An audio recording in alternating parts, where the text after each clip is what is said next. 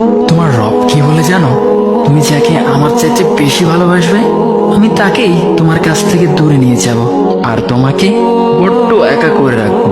তিনি আরো বলেন, কখনো বলবে না যে তাকে ছাড়া আমি বাঁচবো না, কিন্তু আমি তোমাকে তাকে ছাড়াই বাঁচাবো। পিছনে স্বভাবে কেড়ে নিয়ে তোমাকে দিব্যি সামনে এগিয়ে নিয়ে যাব। তুমি কি দেখো নি, ঋতুরাও যে 2 মাস পর পর বদলাতে থাকে, ছায়া দেয়া গাছের পাতাও তো শুকিয়ে যায়, আর যখন সবর হারিয়ে ফেলে তখন ঝরে পড়ে। কিন্তু তোমার রব তো ধৈর্যশীল ও পরম দয়ালু। তিনি তো সেই ঝরে যাওয়া পাতার ঢাল থেকেও সবুজ পাতা গজান।